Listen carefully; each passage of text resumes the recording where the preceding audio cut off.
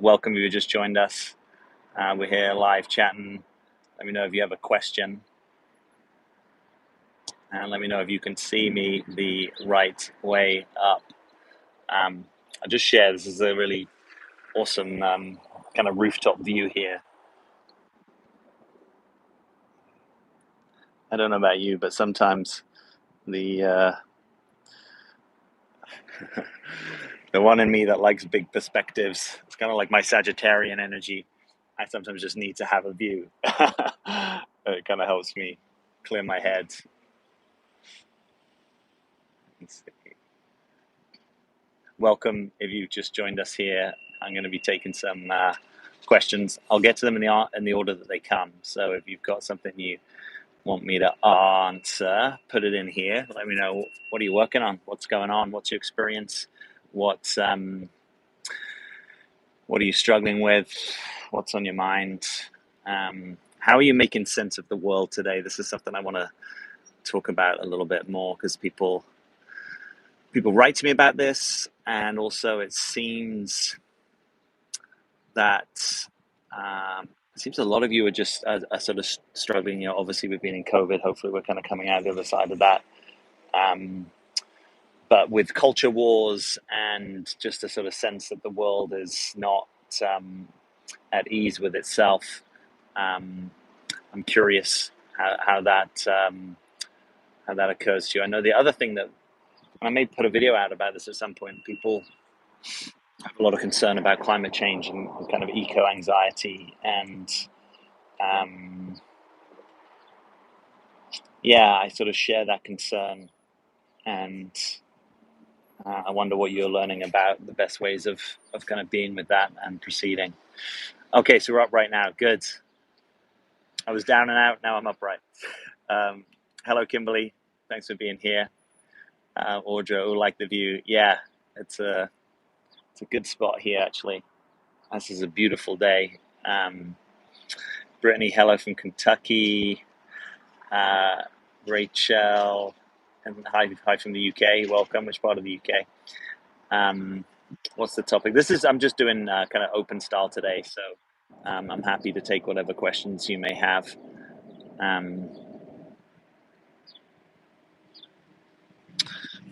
Welcome if you just joined us. Thanks for being here. All right, let's get to this. I have a question. I dated a guy who said he wasn't ready yet for a relationship, so I walked away. He freaked out and asked to at least be friends. I later said yes. Is this a bad idea?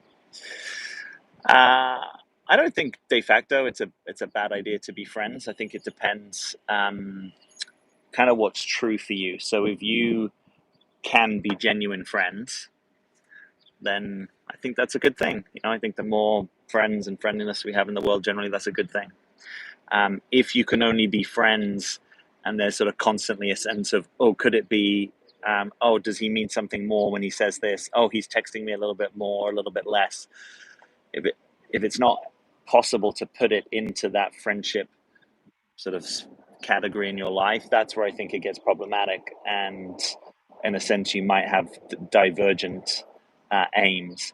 If that's the case, I think it could be better to say, I'm open to being friends in the long run. I may just need a period of time for my system to kind of let go ideas and expectations about it being something more.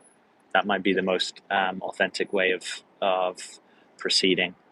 I'm curious that he freaked out. I mean, it sounds like he likes the connection with you. I don't think it's a question, but I feel like I've just given up on meeting anyone. Dating apps are hard. Yes, dating apps are hard. That's I know that experience is also a common experience of people sharing with me.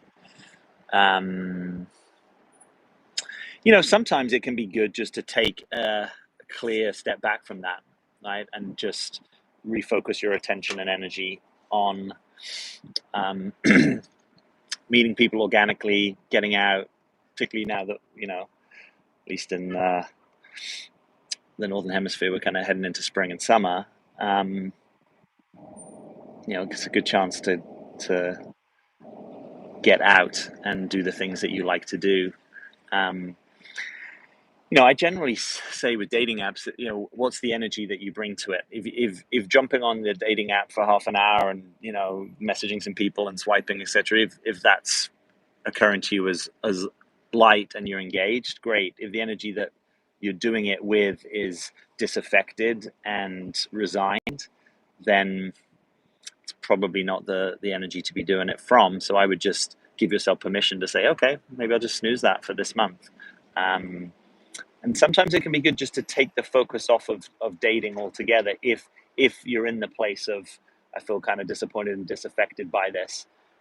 If you've been putting a lot of attention into it and life is not yielding results, then maybe in this season life is calling you to something different.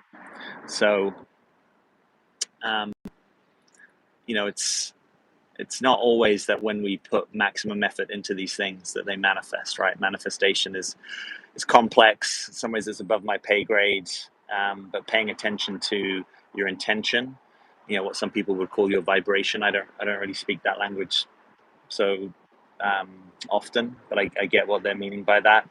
um, and sometimes it can be good just to be with the, okay, this has been disappointing, so let me not try and force it, right? We don't want to try and sort of date uphill. And I think there's a fear that says something like, well, if I'm not putting any attention on this, then how's it ever going to happen for me? I think it's true that it's not going to happen for you. Probably, sat on your couch. Probably someone's not going to break in your house in order to meet you. But if you're getting out and doing your life and following your passions and feeling creative and engaging in your life, you'll probably find connection that way anyway. And for a lot of us, that's where the starting point is, that we want connection, and then if more happens from there, all the better. Hi to Anna in Boston. Hi to Gina in London. Um, where are you? So I'm outside DC. This is Northern Virginia. It's been super rough, but things are getting better. Okay, I'm happy to hear that. Hi to Sammy in North Carolina. Hi to CJ. Hello from KC. Your name's Cindy. Welcome, Cindy. And hello to Anne in Beaverton, Oregon. Candy's also having dating app fatigue. Yeah, that's a common experience. Because the other thing, without getting too much into things that I don't know wayloads about, but in a sense, what is the algorithm optimizing for? I mean, it's not an open source algorithm, so we don't actually know. But in some ways, the algorithm is probably optimizing for engagement, which is you spending time on the app, which is slightly different than optimizing for what are going to be the best connections for you that are going to involve you getting dates off the app. So I'm not saying that cynically, just it might be that your motivations and the app's motivations aren't 100% aligned. Brittany says, I was told recently in life, sometimes we're attracted to people and sometimes you're assigned to people. I've had dates, guys, turn into friends more than romantic potentials recently. Yeah, got it. So when you say sometimes you're assigned to people, you sort of mean like life is kind of arranging that on your behalf. I do get the sense that life will put people in your path that are going to be potential learning partners for you. And I also think that's true at a certain stage of relational development, that we're not necessarily just doing, meet one person and it's sort of one and done. I think there is more, perhaps meeting more than one person who's going to help you in the business of your healing and your growth and what your soul wants in this life. So actually the whole context within which relationships are happening is a little different. And I don't think that societally we yet have all the sort of culture and language to talk about that. I do know because of, the people that write to me and my own sort of research that there's a huge diversity of what happens in the relating space. Kind of all different types of, ways of relating, types of commitments, and there's opportunities and challenges in that, right? The challenge is it's sort of different than the cultural norm that most of us in our family lineages will have grown up with. The opportunity is that in a sense it can invite a little bit more authenticity and experimentation and perhaps break down some of the old structures that need to be broken down. But living into that as the people on the evolutionary vanguard, that's not necessarily it's not necessarily easy, So um, uh, so there's a lot of concurrence here. Dating app fatigue. Should probably start a new app called Fatigue. Probably be pretty popular. He said his last relationship took him longer to be ready for exclusivity. I think he's still wanting to explore that with me and take it slow. Will being friends ruin the chance for us? So I think there's a difference between taking dating slowly and turning dating, sort of downshifting dating into friend zone. And if there's a genuine desire to take things slowly, I think that's great. And I think it's good to, honor that we may not always want to move at the same pace. And in general, that probably means more often than not honoring the person that wants to move slower. And if you want to move faster, it can also be a great inquiry, right? Why do I need to move fast? Has that served me in the past? Is that an energy of fear or impatience or frustration, perhaps rather than kind of authenticity and trust? So I'd be curious about that. Like, I think if a guy is like, oh, I generally want to keep getting to know you in a romantic way, I don't think he's likely to want to just put it in the friend zone, you know? So again, I'm not a fan of a friend zone as a possible upgrade um, into into dating, unless there's some very kind of obvious structural reason for that. Like, hey, I just met you, but I'm about to get deployed overseas, so let's not try and kick off something romantic. Um, but as a rule, I don't see that work out for many people. Um, I turned 46 on Sunday. I'm kind of going through what I hope isn't a midlife crisis, um, if that's possible as a woman. I miss my husband, who's going to be gone 3 years this week. Got it. Miss your youth. Yeah, I hear you. Sounds like some letting go and some grieving there. Um, yeah, tread gently with yourself with that. Um, Brittany, you have to go to class. Hope I see your earlier comment. Oh yeah, I think I did get to that. Um, I miss the simplicity of life. Yeah, makes sense. Um, how come no one asks anyone out anymore? Pandemic, has dating changed, or have we? Well, I think the fatigue that you're talking about is serious. And but by the way, I hear this in both directions, right? So this is not only just women that date men that find this; it's also men that date women. Um, yeah, I think it's sort of like a low quality of attention, often the dating app, right? That you're kind of scrolling whilst you're doing something else. Um, and I do think the pandemic has changed things, and I don't think we're probably completely ready yet to know the full extent of that. So let's see it, maybe in another 6 months if we haven't had lockdowns and mask mandates, um, and a huge uptick. Let's sort of see where things are at with that. Um, but I do also think this is the time of year that people want to start kind of getting out and about. So I'd prioritize doing the things that you like doing and getting out into connection, and then seeing where things go from that. Um, Very pretty location. Yeah, I'll just swing this around in case any of you didn't get to see this earlier. This is me. So I sometimes call this um, paying the Sag tax, which is sort of Sagittarian tax. It means I'm willing to spend money to get good views because they're important to my sanity and mental health and my heart being uplifted. A couple of you have to go. Thanks for being here. Fear and shame lead me to never want sober intimacy with men. Yeah, I'm curious if there's kind of anything more specific about that. Those are such important and normal human experiences, right? Show me someone that doesn't have some fear and some shame at times. And, um,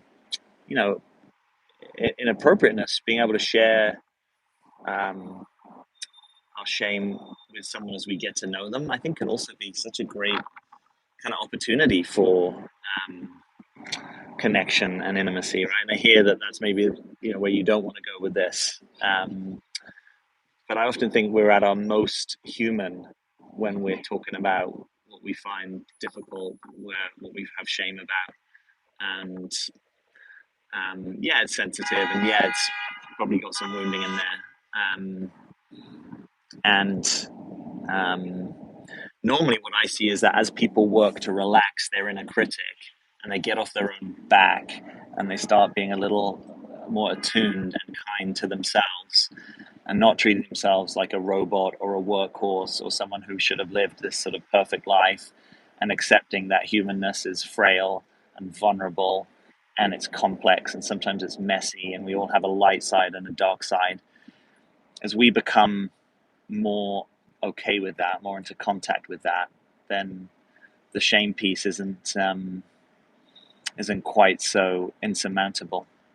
Um, and surely any man that you relate with is going to have some shame about something, So it's like we're all in it together, right? So it might be different of degree, it might be different experiences, it might be that we encoded those experiences differently, but no one gets a kind of a free pass, right? It's like I call it the Prince William principle.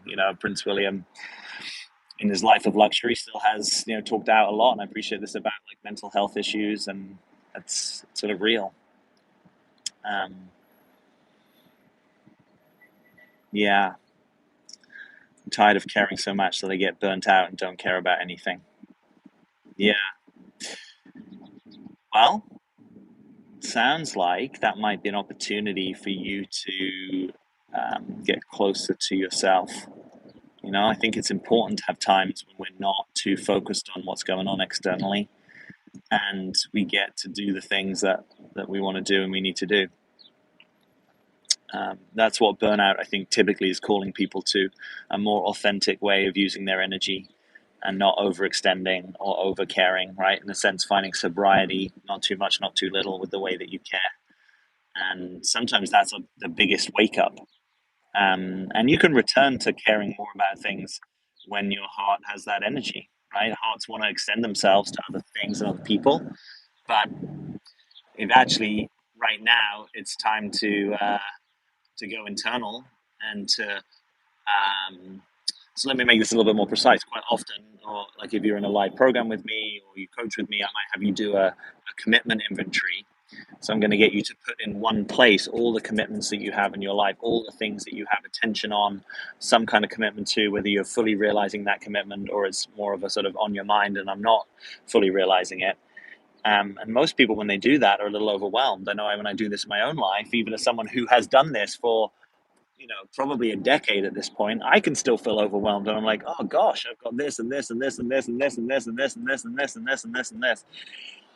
It's not it's not sustainable, right? So it can be good just to look at that and then make conscious renegotiation. So often the skill to get you out of burnout is renegotiation of agreements with yourself and with other people, for your own sanity, for your own authenticity, for your own preciousness, right? Because we all have limitations in terms of our time and our energy. And, you might be that you naturally have a server kind of energy, right? So you naturally want to help and serve, and that's part of your gift. But we want to make sure it doesn't go into the depleted or wounded server where your default orientation is over giving, over pleasing, over orienting to other. And your soul actually now wants to pull it back and say, can I come into more relationship with myself? That's profound work.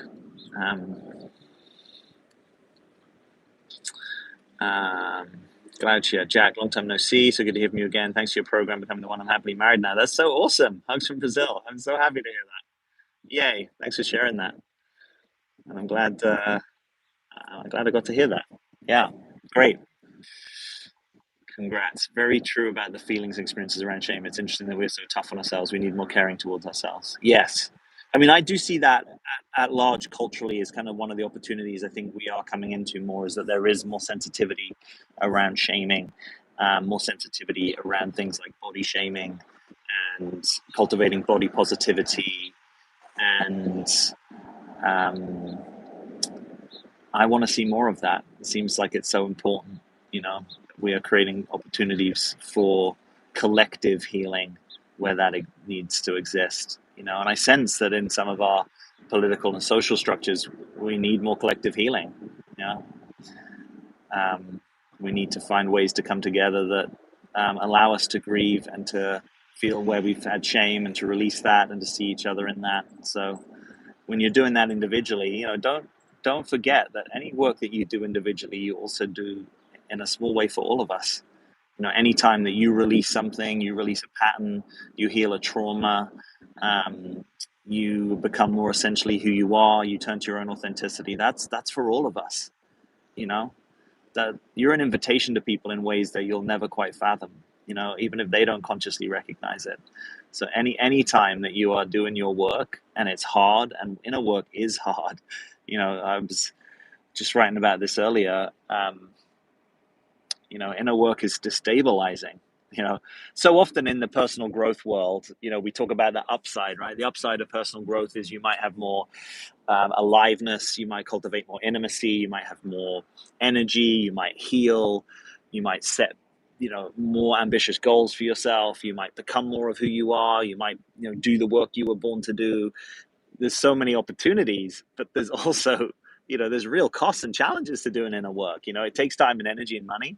And it often destabilizes the things that are familiar in your life, right? You might have been involved in structures that are not fully cultivating your authenticity. Now you want to be more authentic, and it might be rubbing up against the company culture that you're in, right? Or the familial culture that you're in, or the way you've been interacting with your church or your community or your spiritual group, your neighbors, you know. So if we talked about all the costs on the front end, we may never move into doing our work. But I'm just wanting to reflect to any of you, and most of you on this channel are engaged in this, who are doing your own work. It's noble, and it's difficult, and it's worthy of, you know, respect and commendation. So hang in there, and it's sometimes it takes a long time. You know, sometimes I've even had this recently with a few things where I'm like, wow, this is helping me now, but I've sort of been in and around this particular thing for like a long time, and you know, sometimes it just has to be the right season or the right teacher or the right moment for you to really integrate some learning, that, you know, the universe opens up a period of time in your life where you're now open to something that you may have heard. You know, for me, self-love, for example, I heard that for years and years and years, and it didn't really land in a meaningful way. It sort of felt a little trite, a little hackneyed, a little overly used. And, you know, in right timing, I had to make my own sense of that. So there might be things that you're kind of, you're scratching at the moment. You're kind of groping forward in your evolution, and it's not quite ready. It's not quite baked. That's okay. You know, hang in there. It'll come together in right timing. Um, if a guy says he's not a relationship kind of guy but wants to keep seeing you, does it mean he just doesn't like you enough? I think no matter how averse he is, he wouldn't want to lose the right woman. Well, my sense is that part of being the right person, quote, is timing. You know, it's timing. So, you know, because you can plant the right crop in the wrong season and it's not going to grow. So I think that's actually part of trusting life, is like the time when you're ready for something, someone else will be ready for something. And if they're not, you know, that can be hard. I know what that experience is like, you know, to meet someone on travels and think, oh gosh, if this were a different time of life, maybe this would be different. And maybe it would, but that's also, you know, that's not reality. Reality is you're meeting someone in this time space. And so part of honoring yourself in life is actually honoring that. And maybe that's, you know, there's huge grief that has to happen around that because it's hard, right? It doesn't always happen that life just lines things up in a very linear, you know, easy fashion for you. So um, uh, it could be true that you're meeting a guy today who in, you know, 2 3 5 years time might be a great partner to someone, um, but he's not available for that right now, and it's actually kind of better that he's communicating that. um, so no, I think if you meet, quote, the right woman in the wrong time, it doesn't make sense to try and hold on to that. And I don't even think you would be meaningfully able to discern that, because the timing would actually not have you see this person as that person, so to speak. So yeah, I think this is going to be one to let go. If it wants to come back in a different season, okay, let life arrange that. Life can arrange that. But for now, you have to deal with what's in front of you, even as that can be hard. Your own preciousness. Love that line. Yeah, good. Candy, good to see you, Jack. Thanks for the insight. As always, you're welcome. When in doubt, choose change. Well, it's kind of happening anyway, all the time, always. All right, I think I got through everything here. Last call. If you've been hanging out and there's something that you want to ask, or there's something I can help with in your life, if you're dealing with a experience or situation, share it now, because we'll be wrapping up here shortly. So he said he needed more time to know if I was the right one. So again, I see that as, sure, if you want to date me and you're being open that you don't know, that's okay, right? It might be hard for you to hear that. Part of you might want the guy to meet you and instantly be clear, but I actually think, people have a right to their experience. And if something is really, gonna turn into a more committed style of relationship, then time will be your friend. Time won't be the enemy with that. So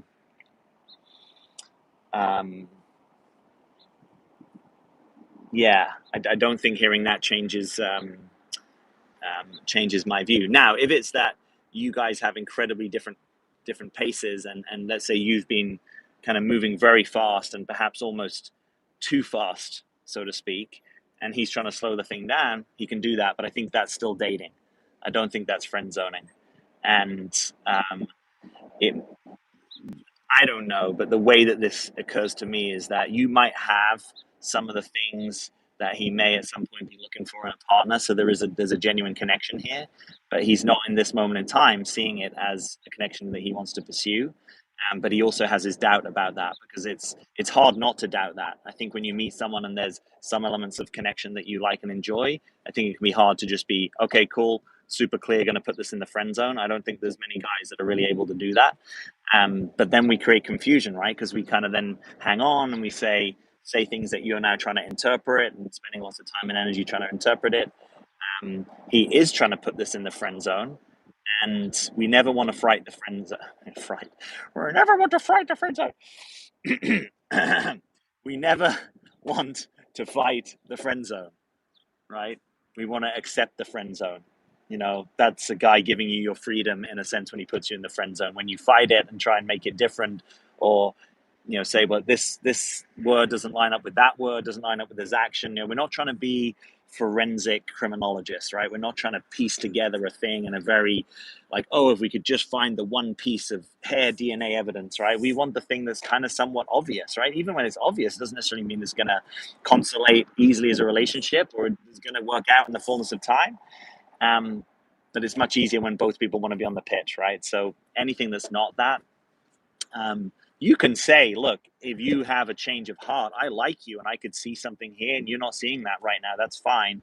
I don't want to be your friend, right? I'm looking to find a partner. That's my priority. So I'm going to need to let this go.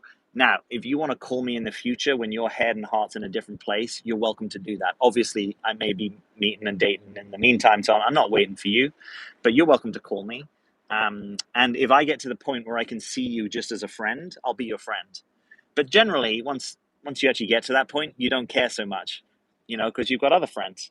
So it's probably not going to be a high priority to you 6 months down the line to call this guy and say, hey, I've grieved, I've moved on, and now I'm calling you to be friends. But, if that's true for you at that period of time, you can do it. But in the meantime, it creates more clarity. Glad you have my husband here. Awesome. He's watching with you. Awesome. That's so cool. Well, yay to you guys. I wish I spoke some Portuguese. I don't. So I'll just say happy Friday to all in Brazil. Awesome.